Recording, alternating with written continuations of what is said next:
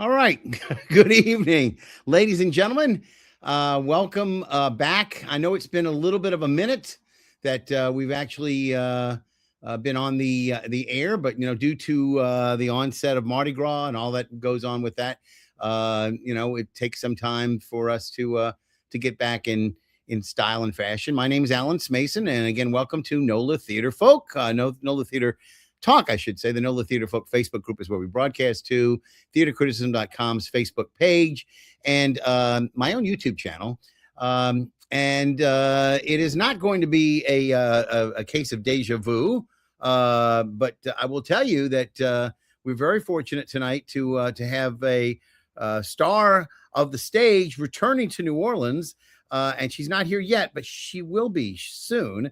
And for those of you who were fortunate enough to be able to see her perform back in, I think it was about 4 years ago. We had 2021, I believe it was.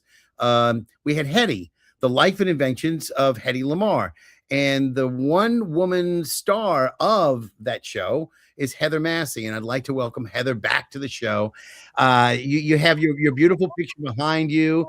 And I have a few pictures I'll be throwing up throughout the night too. But again, Heather, I appreciate, we've kept up contact with one another through the times. And you've been going all across, not just the United States, but all around the world with this show. So again, how many countries and continents have you been to now? 4 continents and how many countries? 5 continents, 26 countries. And I've done repeated some, but since I was at the National World War II Museum in 2021, I think I've been to 22 countries. That's just absolutely amazing. So, and again, I remember one of them wasn't it Sweden, where you were part of a science conference that your show was incorporated as part of a scientific conference about the importance of Hedy Lamarr. That's kind of interesting. That doesn't happen very often. Yeah, I did a tour and I was funded through the U.S. Embassy. And what you're speaking of, I believe, was the Vetenskapsfestivalen, which is a science festival. And that was in Gothenburg. And I performed also at several science centers throughout Sweden. And in the midst of that, I went to Finland for the Finn Fringe in Turku, Finland. And again, everybody seems to know about Hedy Lamarr in Europe, but it was a little bit of an education for a lot of the people here. And the World War II Museum, thankfully, BB Stage Door Canteen, is the vehicle for enlightenment in terms of letting people know a little bit about Hedy Lamarr, because everybody knows Hedy Lamarr was this famous film screen star. And reputed to be the most beautiful woman in all of Hollywood at one point. In all of the world. Right. And again, not many people really would think about her as a quote unquote scientist. And yet she was responsible for the development of what we all now today take for granted is Bluetooth. And, basically, as you explained in the show, it was a way of her being able to contribute to the war effort, and for her to suggest multiple frequencies that would allow torpedoes not to be jammed, etc. In a short, So the idea was is that if you move the frequency around, that the axis powers could not lock on where the torpedo was and jam it, that they would have more difficulty doing that. And that's basically what became known today. And that's why on our phones, et cetera, now we have, Bluetooth technology to connect our phones to our cars and what have you. I mean, it's kind of ever present everywhere, it seems like. So as you know, we like to bring in a little, because we started this show during the pandemic. I remind everybody that we like to bring in a little something to soothe our palates as well as our gray matter. And so I always ask everybody to bring a drink. And I say it does not have to be alcoholic. Right. And I know when people are preparing for shows, a lot of times their directors don't want them to indulge. And I appreciate that. But I don't have a director, number one. And number two, you are your own director. I need every now and then to avail myself of the medicinal properties that there are. So this is a little amaretto. and Oh, I love I believe it's up to snuff. So I'm gonna have that. Guess it's a little sweet. Smells a little bit like almonds. Amaretto is a good Very one. nice. So I'm gonna be sipping that. So we're talking with Heather Massie. Heather is a one-woman show, literally and figuratively, with Hedy. Later on tonight, we are going to be also talking to another group that's going to be sponsoring another one-woman show called Two Elizas. And I don't know whether or not you've seen that show in New I've York. seen it. It's fantastic. Yeah. Everyone go. It's exquisite. So we'll talk about that later, but your time is on now. And we're going to also mention the fact that we have a number of opportunities for people who are on basically the internet right now watching us. If you want to come in and leave a comment, you're more than welcome to do that. Our comments will show up just like there. You just leave your comments, and if you want to compliment Heather on her show that you've seen before, or you wanted to ask a question, you can do that. We can continue onward. Let me see if I can on the fly try to share my screen with I think I can do this right now. So let's see if we can do this, and hopefully when I share this, we won't have our microphones on. We can go ahead and see if I can get this to line up. The only thing is I've got to make sure that I know where the file is, so I don't want to. Just give me a second here. Yeah, okay, getting close. I can feel it. Okay, almost there. Oh, that's not going to work. Okay, let's see. All right. One more time. Let's see if I can find it here. Okay. Yep, got it. Okay, good. I have to sort of do a little quick in and out on this one. So we're going to go back over here. And I'm going to take this off of here and pull that down so that I can start that. Okay. Make sure I've got that to where I can start it. Okay. All right. Back to here. All right.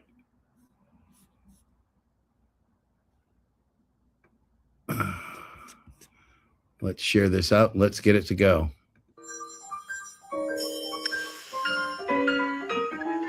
She was known as the most beautiful woman in the world, but she also invented technology for torpedo guidance during World War II. I developed that to help defeat Hitler. Her invention of frequency hopping spread spectrum technology is used now in so many of our wireless systems. In this show, it's the audience who has summoned Hedy from the beyond to explain just how it is that someone so unexpected was able to create technology that we use every day. You learn so much, and she does all these characters. You don't have to be a Hedy Lamarr fan or know much about her to appreciate the show. People need to hear the story. It will give you greater appreciation for your mobile phone and the technology behind it. I'd say it's about time. That's what we thought too, Miss Lamarr.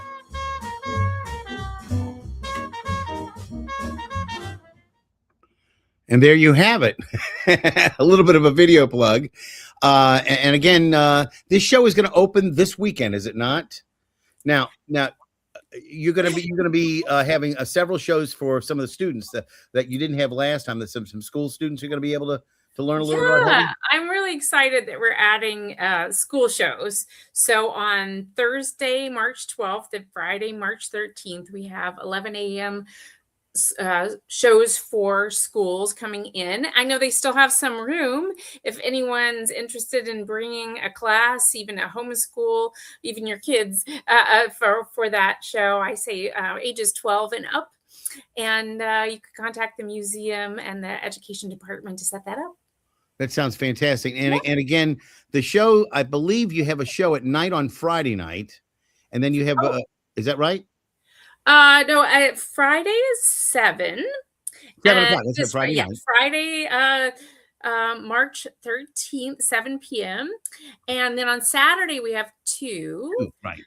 of them at 1 p.m. Right. and 7 p.m. Both of those you can get also a meal ticket. So you can get Right. just the show, or you can get the meal in the show. Now the meal would start an hour and 15 minutes before the show time. Right. So if you have, I think 11:45 is when the doors open. Is that right? Yeah, 11:45 for lunch and apparently 6 for dinner. So yes, an hour before for dinner, an hour and 15 for lunch. And then Sunday we have a matinee at 2. yes. Now I don't think that they have a meal attached to the Sunday program, right? Nope, just the Saturdays. The Saturday's the only time. If you're hungry and you want to see the show, Come dinner on in out the show, Saturday. or lunch in the show, you can go on Saturday, and Yeah. that's the 14th, March the 14th. Yes, on the 14th. We weren't able to do that in 2021 because You know, one of the things is they try not to put shows opposite parades, but New Orleans, we happen to have a lot of fascination with parades. Mardi Gras begins and ends, and then all of a sudden, guess what time it is? St. Patrick's Day and St. Joseph's Day. But I think there before St. Patrick's Day. I think we have a St. Patrick's Day parade in the Garden District that same day on the 14th. I think I'm going to stay around until then. I think I'm going to be leaving on the 8th. No, I'll be there for the parade. It's the day of your show, I think. That Saturday, I think. The parade is on the Saturday, Yeah, not the Saturday. not Yeah, on the 17th. Yes, I'm pretty sure. Well, Now, they could have it the following week. I'm going to go, but anybody knows out there, let me know. But normally it's done on the Saturday. I don't know about that. I know, and usually do that. Plus, the other thing is it could impair people from uptown trying to get to your show, because the route of that parade is in the Garden District, and it's sort of between the uptown area and down to Louisiana Avenue. So we'll see. Okay, I'm looking at it. New Orleans St. Patrick's Day parade. Does it say anything? It says St. Patrick's Day on March 17th each year. Well, because they have about 3 or 4 different. They've got one downtown that used to be Jim Monahan's parade. So you never know. You never know. I don't know. But don't let that come early. Do not let that defer you. Come early for the food. So Heather, again, for those who are out there, thinking about it, this is a great show to bring grandkids to, I think, too, to let them learn a little bit about history. But it not only teaches them about World War II, it teaches them about the history of Hollywood, and then again, the aspect of the science is also integrated into the show as well. And this show actually started how long ago now? Have you been curating this? I've been doing this since I premiered March 9th. I'm sorry, not March. Had a long day. November 9th, 2016. So that would have been Hedy Lamarr's 102nd birthday. Now she would be, I think, 111. So I've been doing it for over 9 years. And it's almost 10 years. In November, it'll be 10 years. In November, yeah. 10 Whole years. decade of Hedy. That's pretty amazing when you really think about it. The first reading I did was the summer of 2016 in July. And the first, the world premiere was November 9th. And again, for those of you who are interested in finding out more about it, I know it's on the World War II Museum's page. Yes. But I can tell everybody that if they go to National, I think it's National World War and then the number 2 museum.org. So National WW. That's right. National WW2 museum.org, and then you go to BB Stage Door Canteen is basically what I'm trying to tell you. Yeah. It's on the front page there, BB Stage Door Canteen, and you can see all the dates, and you can buy tickets there immediately. We'll put that banner up in just a little bit. I wanted to throw up, I know we've got a couple of you've got a newer picture. We showed one of the videos earlier, and I know you've got a whole slew of stuff that I should really have more of, but I wanted to make sure that we had some good representation here. Yeah, and I know you've got like I said, a new image, and then you've got sort of the old shots that we had as well. So I wanted to throw a couple of those up so people can get an idea. Now this is your old image. Yes, right? The museum likes this one, and I do too. It's because because it shows the torpedo. So Hedy's invention during World War II, of course, as you explained, was for improving torpedo guidance. Right. So having the torpedo there is key to the museum's interest in the show. And like you said, we're now using it in a lot of things like Bluetooth, also cell phones, Wi-Fi, GPS, the Milstar system and military satellites, barcode scanning, cordless telephone, CDMA, all manner of things. So Hedy is essentially the mother of Wi-Fi. Why? That's pretty much, and again, there's a lot of stories about Hedy Lamarr. I mean, a lot of us remember her from Samson and Delilah. Yes. That was what, Victor Mature, was that who she was opposite? Yes. And that was filmed in Technicolor, one of those great biblical films that they did. It wasn't Cecil B. DeMille, but it was it was, yeah, that was one Cecil B. DeMille. Okay, yes, I couldn't remember who it was, but yeah, it seemed to me that it was just one of those grand Hollywood films that it was prevalent during that day, up to and including the 10 Commandments and the greatest story ever told later on that they had. But this was specific, and again, I don't think Cecil B. DeMille ever let accuracy ever get in the way of a good movie. Oh, well, yeah, I mean, in the Bible, really, that the whole story is a bit of a footnote, right? Well, a lot of times if you read the Bible, it was never Delilah who actually cut the hair. It was actually someone she brought in to cut the hair. And there were always these other aspects to the story where he falls asleep and she says, Samson, the army is about to attack. And he had said something like, if you bind my hands, I will lose my strength. And she had bound his hands before he went to sleep. And of course, as soon as she put the alarm out, he burst through, and she realized he was not telling her the truth, et cetera, et cetera. So, there's those aspects of it too, that you don't really get the full version. And of course, it's Hollywood, so liberties are taken. Yeah, you know what? Hollywood never got allowed the truth to get in the way of a good story. That's just the way it is. Again, Heather, you call where home mostly now when you go back? I'm based in New York City, and my hometown is Blacksburg, Virginia, and I've since COVID, I did spend most of the COVID years in Virginia because my boyfriend is there.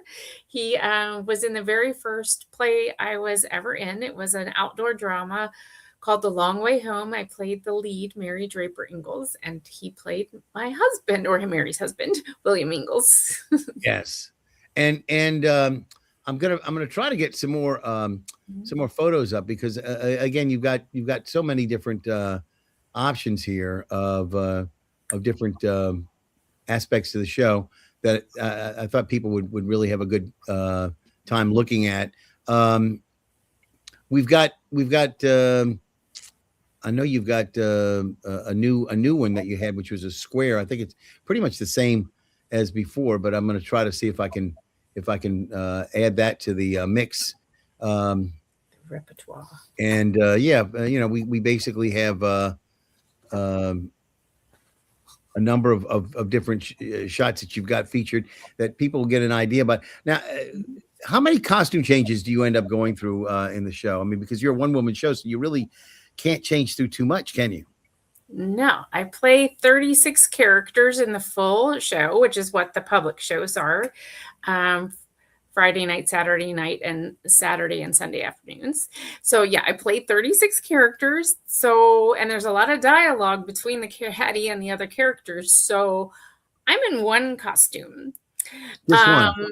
But it seems to me like do you put something on or whatever on top and take it off? I thought when I was developing it, I have all these hats and I'll be, and that's great if you're doing monologue where you're one person for a long time. And you're the one person for a long time, you can do costume changes. A lot of people do in solo theater. But I discovered very quickly, I have dialogue. I'm scenes. So on, off with a hat. My wig would be a hot mess. So I use vocal changes and and movement characteristics in order to portray the different characters. And Hedy lets the audience know what's going on. They always know who's speaking. I thought it was more interesting whenever I could bring in other characters for Hedy to interact with, for the audience and for me in the end, rather than Hedy just saying, this happened, I did this, in past tense. I find that less exciting than something happening in the moment and Jimmy Stewart showing up and having a scene with Hedy.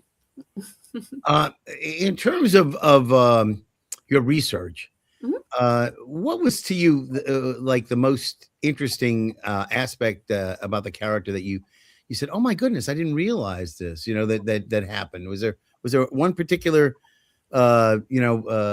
footnote that you uncovered that you didn't think anybody else knew about, or anything like that? Well, I mean, well, first, the most interesting thing is, wait, she wasn't just the beautiful face. She created this technology we're using every day. I think the thing that I enjoy a lot was discovering her wit and her sense of humor. And I made sure to weave that through the show. And I'm friends with her, who Arlene Roxbury was Hedy's best friend. And I visit her sometimes on Long Island, and we joke around, and she's just a lot of fun. And I know that Hedy and Arlene joked around a lot the same way that Arlene and I joke around. So that's something that that I enjoy a lot. Yeah. This is a picture that you sent us of you performing in Dublin. Can you tell me a little bit about what was special about that particular performance? Well, it was a technology conference sponsored by Silicon Republic. And at the time it was called Inspire Fest.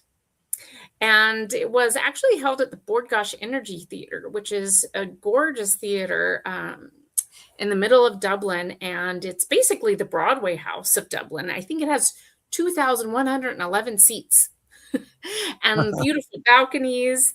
And so it was a really wonderful experience. And then it was in a technology conference. It was wonderful. And their review said the show was effervescent.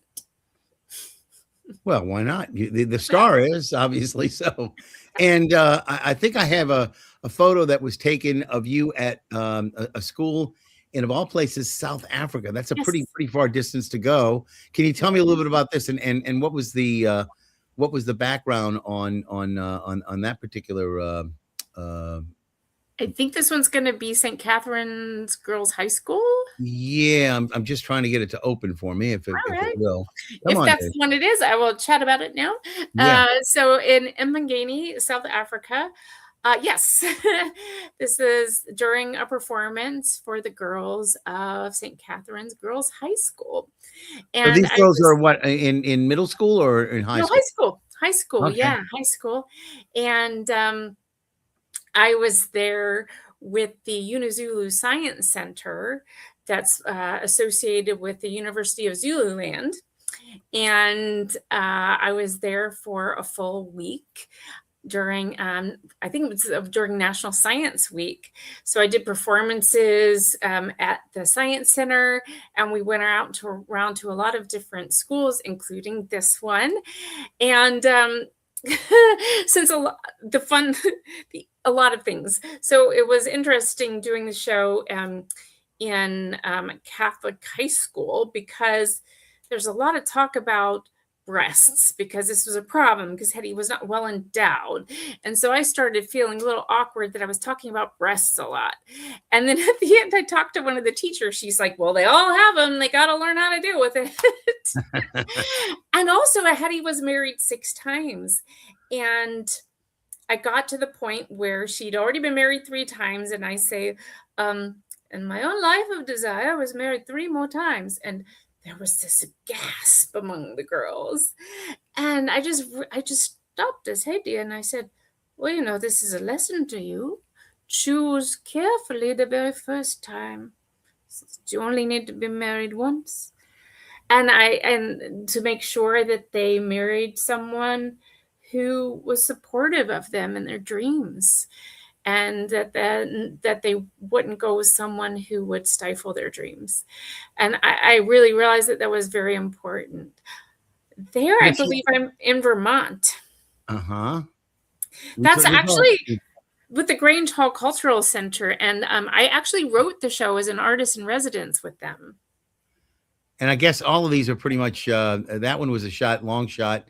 Now, what is she holding up there? Do we know? It's a mirror. Ah. It's a mirror. So the audience has summoned Hedy from the beyond to explain how someone so unexpected was able to create this technology. And Hedy is discovering this. And so she wants a clue to how he's ended up in this place. So she looks at herself in the mirror and discovers that she's young.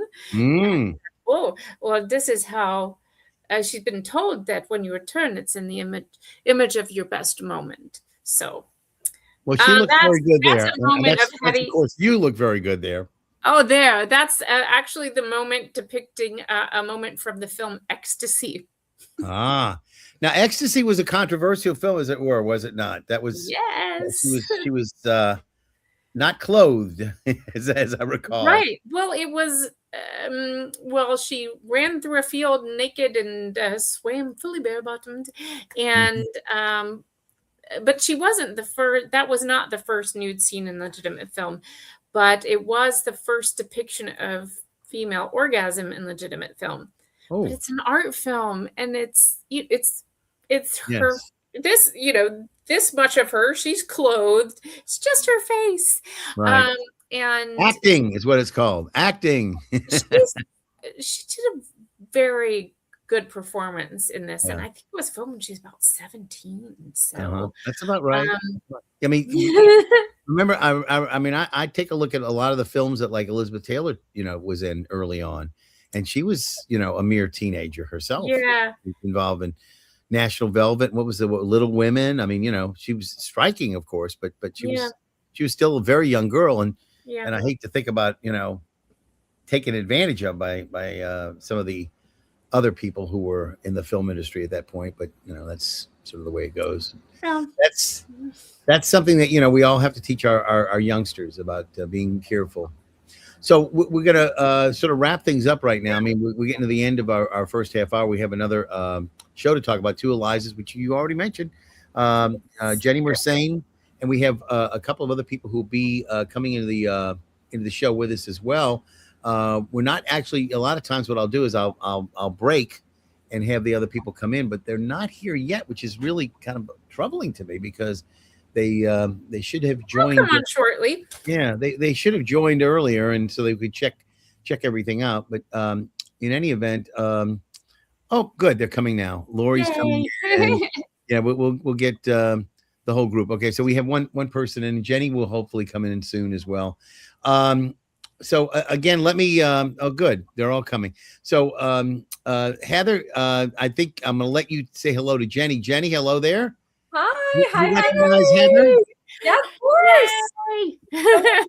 Cool. It's one woman show night tonight. It's exquisite. So we solo performers got to stick together. Yes. And I have to confess, I actually had reached out to yet another single woman show performer, Jessica Scher, who has, Betty Davis isn't for sissies, and unfortunately, she's taking a class tonight of some sort, and she was unable to join us. But she sends her best to both of you, because she's seen your shows, and she played at the museum as well. Yes.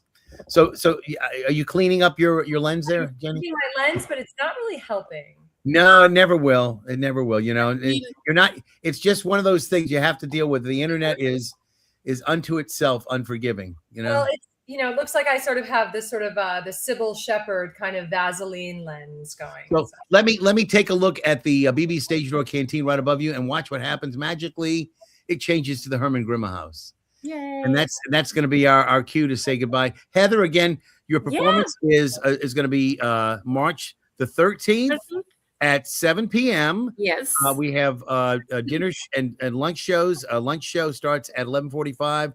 Dinner at 6 o'clock at the World War II Museum BB Stage Door Canteen. And then on Sunday, We have, of course, I think it was 2:00 show, right? 2:00. Yeah, And 2:00 on there's a little Sunday. bit around 1 or so, but no food on Sunday. You No can beg, food but you're not on gonna beg. Sunday. But Heather, thank you for being with us, and again, your delight, and again, thank you for being with us tonight. We're Of gonna course, turn our Alan. attention to yet another one-woman show. Okay, thank you. Yeah. All Heather, righty. See you in All right. Orleans. Take care. Thank you so much. Bye-bye. Bye. All right. Let's continue onward. Jenny, and now please, I would pronounce it Mercein. Is that correct? Or how do I pronounce it? You would be not the first to do so, but it's actually Mercein.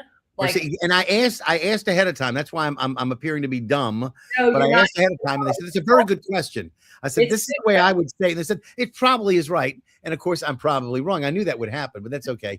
That's my light. My life is like that. I end up always getting the wrong thing, putting the foot in the mouth all the time. But that's the way it goes. Now I know we have 2 directors of yours, and I know at one point we were going to have your publicist from Herman Grimm join us. I don't know if Haley's going to be on the show or not, but I know that you've got Ryder and you've got Lori. Yeah, so Ryder says he's here, but yeah, they're both here. They're both here. I wanted to talk to you first a little bit about this show. You did this show apparently back in 2024, and you've been in New Orleans as a Tulane professor. How long? I came here in 2016.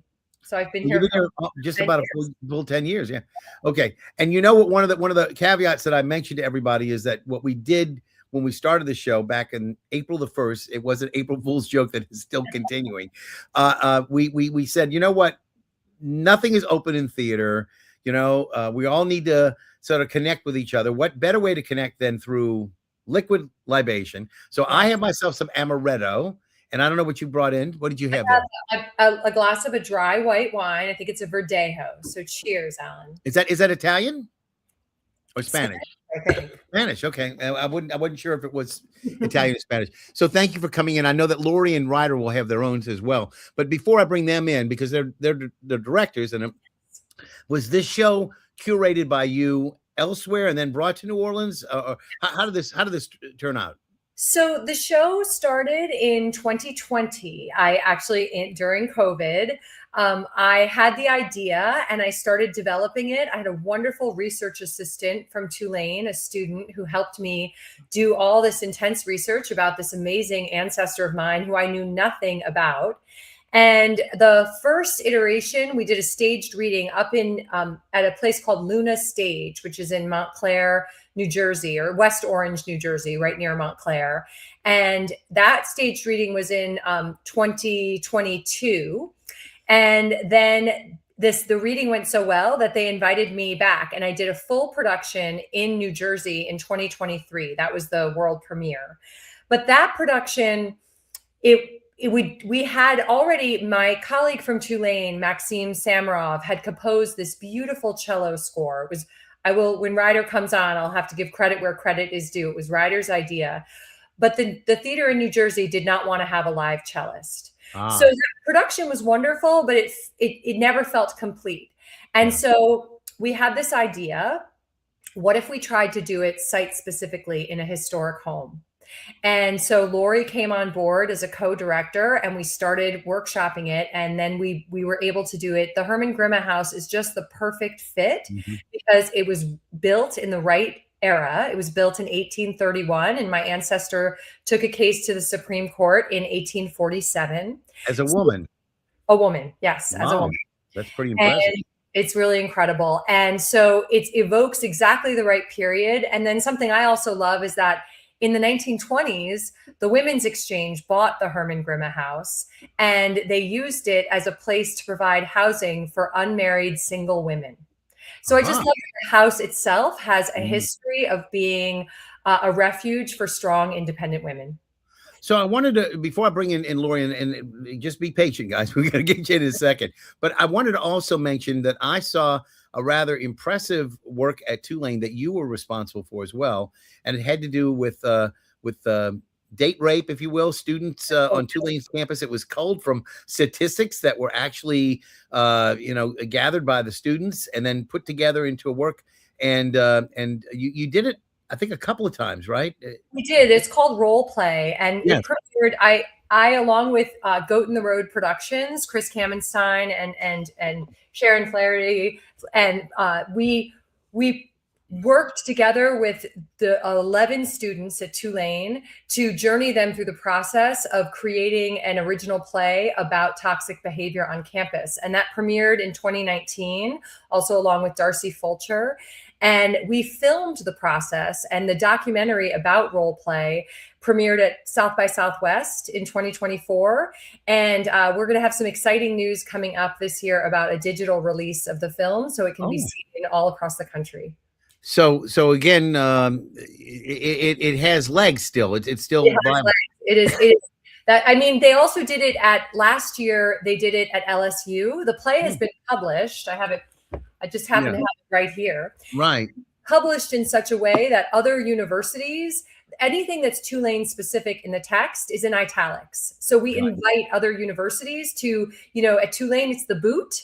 But at another college, it's called something else. Like I think at LSU, it was like Tiger's Den or something. Yeah. So the hope is that the film will inspire other university theater departments to let their students create a piece that really speaks to their campus culture. And it's a big story. I do appreciate that. So let me bring in Lori. Lori, you serve as the director of this project, or one of two directors, I guess. One of two directors. That's right. So now we divided it in such a way. How are you, involved in the project? What aspect of the play were you directing? Well, Ryder and I are true co-directors in that there isn't one aspect that I took on or Ryder took on. We were always in collaboration with Jenny, which I think is always necessary when working on a one-person show, that like it isn't just one person's vision. You know what I mean? The actor is entrusting the director to have his outside eye. And in this case, she had two outside eyes, which was really helpful when we were staging it in the round. We were able to put ourselves in the space strategically for her to feel what it would feel like to have audience members on all sides of her. But we were true collaborators, all three of us. I have Ryder in the room now. Oh, Ryder, hey. Welcome. So since she I can't hear you. Oh, you can't? You can't hear anything? Hello? Oh, you know what? I think it looks like your ears are off. Do you have any headphones? What do it's you probably headphones. Take the headphones out and just use the regular native speaker. Guys, I can't hear anyone. Okay. Well, I'm gonna make a big reveal here, Alan. Yes. Big reveal is that Ryder. Part of why Lori is an amazing co-director is Ryder is also my husband. So he could also just walk one foot away. Ryder, come on in the other room. Yeah. Let's be united in marriage here. Yeah. I'll just I'm sorry about that. I'll just kick you from the studio. There you go. I can say, I'm half joking, but I'm half not joking that because Ryder is actually, talked about in the show, and the show is so much about a woman's journey that it actually, in some points I'm like, is it indulgent that it's a one-person show with two directors, but they both bring so much to the project and such different perspectives that I feel just so blessed to work with both of them.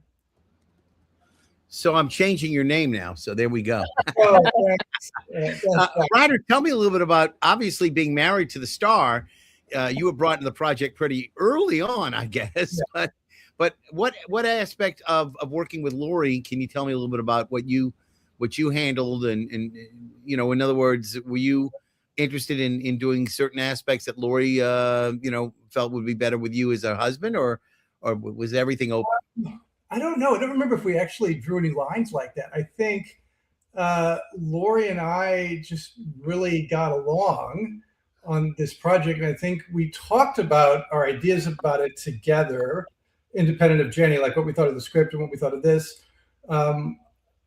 I guess talking about the evolution of it, I knew Jenny was working on it, and I always really loved the story, and I helped her do some dramaturgy on it, and I found this beautiful poem, and then we got a cellist involved who was actually a Loyola student who performed in a production of Melancholy Play, which I think you reviewed. Yes. So the cellist in that show became cellist for this show because I thought that girl's amazing. Let's get her involved in this. And Jenny said that cellist did not make the trip up to the world premiere that in Jersey. Not in New Jersey, no, but that was the New Jersey theater thing that Lori and I were both not too happy about that she got named. But we had heard that there was also this trying to think, this aspect of shaping the story that I was really excited about. I really want to tell the story, but we realized that there were a lot of personal things in it that would maybe inhibit me directing Jenny. So it'd probably be better if we brought someone else in. So we wanted to bring Lori in, and then so Lori and I talked about the show. Yes, I wanted to mention Maxime. Yes, he was the other person. So we got Maxime from Maxine Samarov from Tulane, and he was a wonderful collaborator. But it was great to hear his contributions and then talk to Lori about what we both thought about them. And I remember those meetings and two of us sort of, figuring out how best to guide him about the sounds and the music that we wanted. And it's been great, working with Lori and getting, agreeing on a lot and getting Jenny to go along with everything. So I guess I'd like to sort of talk a little bit about, without revealing too much, because I appreciate the fact that if I talk a little bit about what the storyline is, it might spoil it for some people, because you said you were talking about your ancestor, but the title of this work is Two Elizas. So I suspect very strongly that there's someone else down the road who is going to be named as a connection to that ancestor in some way. Alan, right? You're so smart. You're such a smart interviewer, though, because that is something that is revealed at the end of the play. Right. So I don't want to spoil it. It has elicited in the past, I don't want to jinx it, but in the past it has elicited some like verbal gasps from the audience. Yeah. But I can talk very freely about my ancestor, Eliza. Okay. Who, she... So you already talked about the fact that, and before I go any further, Lori, I'm not going to ignore you or Ryder's drink. What did y'all bring into the room tonight? Yep, come on, Lori. I see you go first. Ladies first. Ladies first. Well, Alan, I'm a little bit of a hippy dippy witchy type. And so I've got a tea that I brewed a couple days ago that is really delicious. It's ginger, pineapple, there's cloves and turmeric and other magical things. So it's good for you and good for what ails you. Oh, exactly. I haven't had a cold in I don't know how long. Very good. And I noticed that Ryder had to go grab his drink, so I didn't want to make you have to go in the other room unnecessarily. So I gave you a little bit of time while I was talking to Lori first. No, I'm drinking the same thing Jenny's drinking. Oh, same bottle, huh? Same bottle. Can you confirm it's from Spain? Yes. So again, to go back to your ancestor, again, you already mentioned the fact that she, back in the 1830s, had brought a case up before the United States Supreme Court. Very impressive to begin with, a woman taking any case to court. But I guess, she must have been a rather formidable woman in other ways too, because it wasn't exactly considered proper for a woman to be doing those sorts of things, right? I mean, that was a man's world back then, and women couldn't even own property, if I'm not mistaken, at that point. No. I mean, the women were property. Yeah, the crux of the case is that she was in a very unhappy marriage, and she and her family knew they had to get her out of that marriage, and so the father brokered a deal that in order to end the marriage, she would have to. Technically, at that point, it was British common law. So women and children were considered the property of the man. There's a reference. There's a great reference to that in Little Women. I recently remembered. So they brokered a deal that they would give this man Eliza's son, and that she would get to keep her daughter. And that worked for about 1 week. And then her ex-husband started suing her to try to get custody of her daughter back, and she would not give up, and she fought and she fought, and it was legislated in the courts for 8 years, and finally it went all the way to the US Supreme Court, and the court ruled that she could keep her daughter, and it's still cited as precedent to this day for a woman's right not only to keep custody of her child, but also it's interesting for a woman's right to exit a marriage absent of physical abuse, because he was psychologically a horror, but she never asserted physical abuse. And still, I have had lawyers tell me that to this day, they still cite this case, Berry versus Mercein. Huh. Very good. Very good. And again, it reminds me of the story of the Baroness Pontalba, what a terrible marriage she had to survive, and actually, an assassination attempt by her husband, who took his own life at that point. And of course, the fact that he died allowed her to inherit, and that's why we have the Pontalba apartment buildings these days, because of the money that she ended up getting in receipt later on. Did your ancestor die a wealthy woman? Was she remarried? Or It's funny. I mean, I think I obliquely referenced this in the play, but my family and I, because we didn't know anything about this ancestor until I started researching for the play. And what we discovered was that the original Merceins were quite a prominent family in New York, but they lost all their money in the course of pursuing this court case of defending Eliza and trying to keep the child. And also there was like a panic of 1837. So there was a financial panic of 1837, right. And the case went all the way until 1847. And between those two things, the family basically lost everything. Mm-hmm. And that everything, man, Alan, you have no idea. Like they owned so much property in New York. And if we had kept like low but one apartment, things would be very different now. But no, it was all lost. And again, I guess it's interesting that nobody else in the family talked about it, because you would have probably heard as a young lady growing up about. Now, this would have been what, a great She's my great aunt. Great aunt. Okay. Yes. Wow. It's crazy, Alan. Her father was named Thomas Royce Mercein. My brother is Thomas Royce Mercein IV. And yet we have nothing. I mean, part of it, I have my father, whose name is Charles Mercein. He has this tiny modicum of fame in that he was a professional football player. So I sometimes think that like my dad's little bit of fame took up all the air in the room, and there was no room for Eliza and her court case because we were too busy talking about my dad and Vince Lombardi. I'm proud of my father. Don't get me wrong. I'm very proud of my dad. But yeah, somehow it just didn't get passed through the generations. Lori, are you at Tulane as well?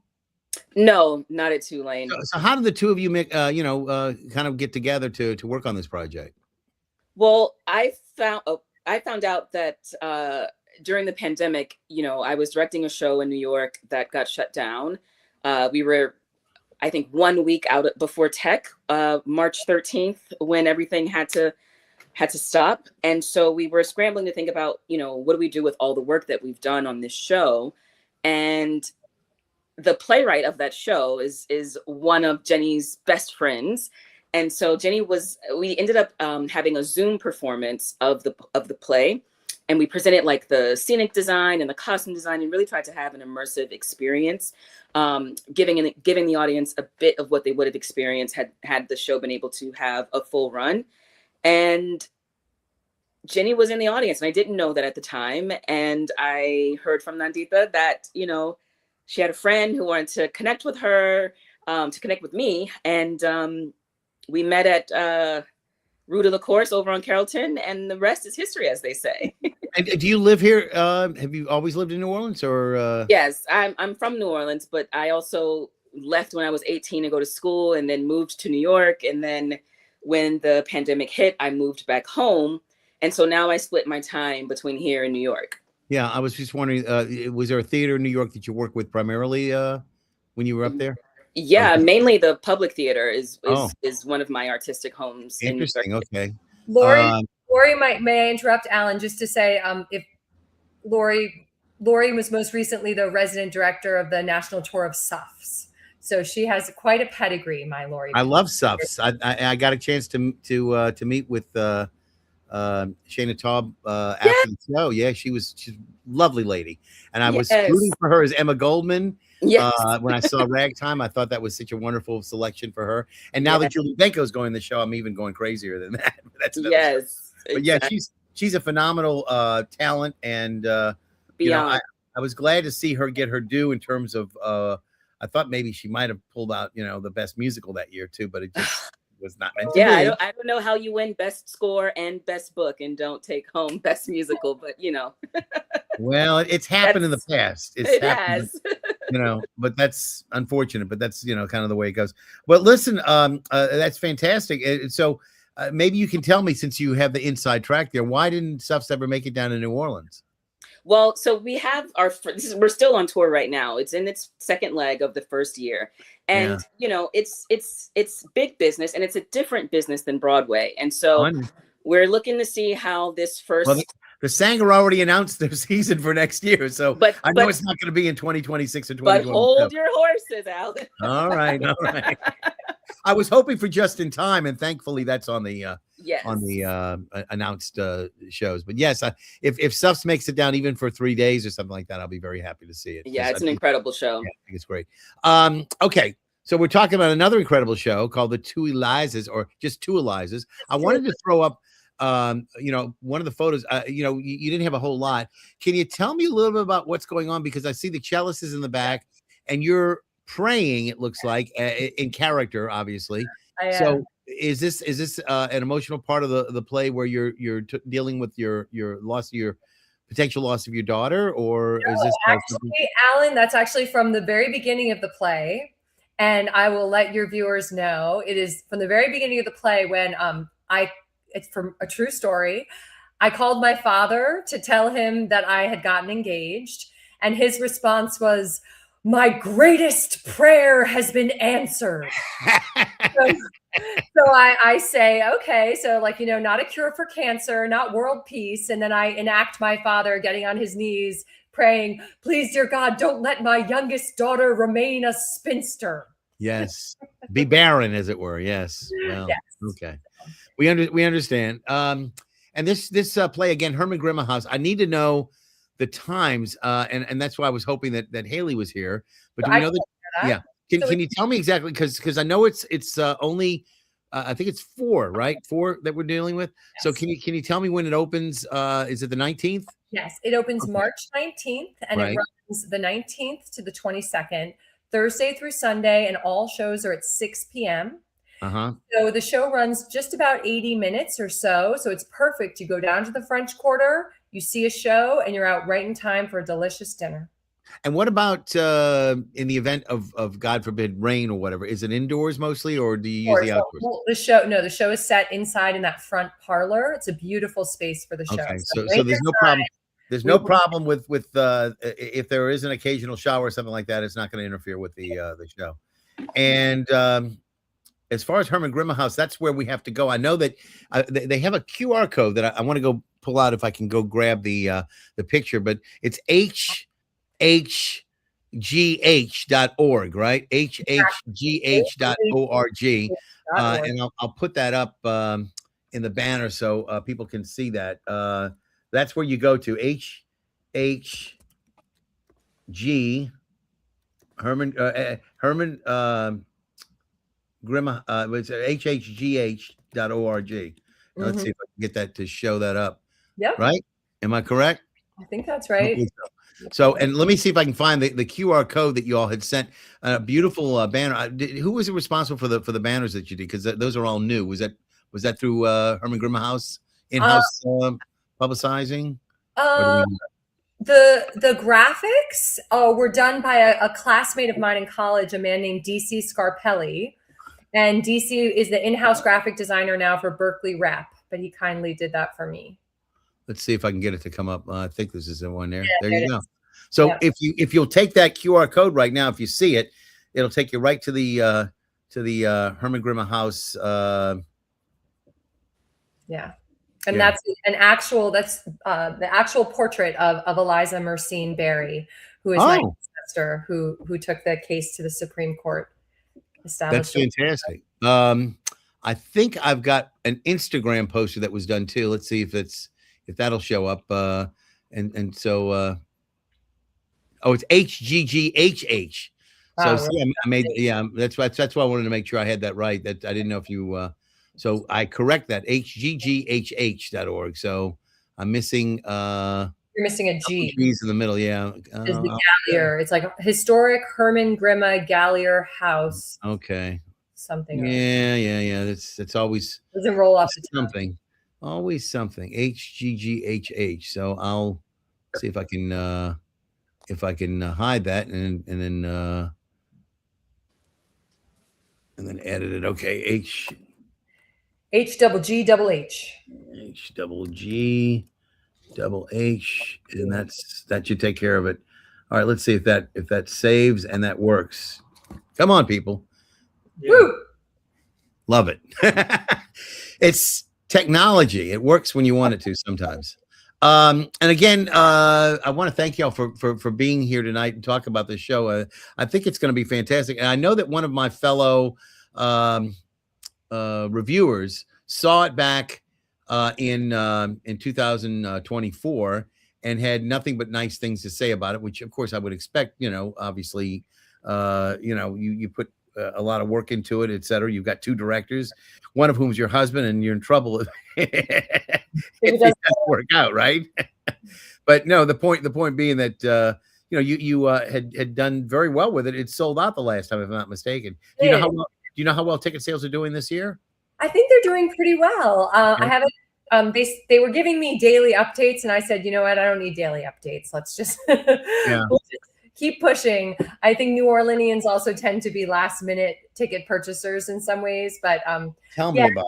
I think that the show has humor and heart, and we've been very lucky critically, and I credit Ryder and Lori. And the one person I haven't given a shout out yet to is Dylan Hunter, who some of your viewers might know because he's a member of Goat in the Road as well. And Dylan worked with Amanda Duffin, our cellist, to create a soundscape on the cello.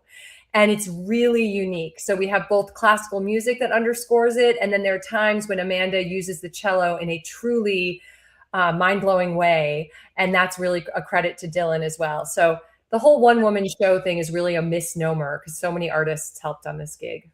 All right, so two Elizas, the Herman Grimme House in the Quarter, and the actual address of Herman Grimme House. Do you know it offhand or where it is?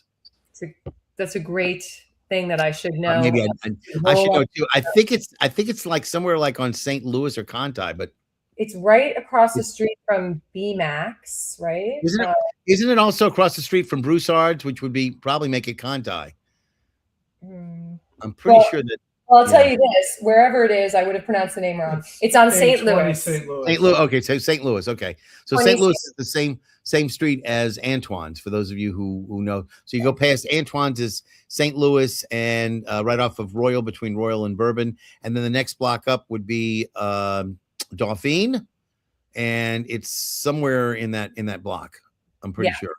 So again, those of you who are interested and would like to see a really fun historical show steeped in truth and with a fantastic performance, Tulane professor Jenny Mercein. I have it, Alan. I got it. Okay, her husband Ryder Thornton, of course, and her fellow director Lori Parquet, who's again working with Ryder as the director of this program. And we appreciate you being with us tonight. Again, we've had two one-woman shows. First off, earlier tonight was Heather Massie with Hedy, The Life and Inventions of Hedy Lamarr, and now, of course, two Elizas. And again, I hope that you, as they say in show business, break legs, that everything goes well, that we know that this is only one weekend in both cases, one weekend for Hedy this weekend and one weekend for you, plus another day on Thursday for next weekend at Herman Grimme. So I hope that people will avail themselves. There's a lot going on. We have a lot of things coming up. The Tennessee Williams New Orleans Literary Festival is coming up.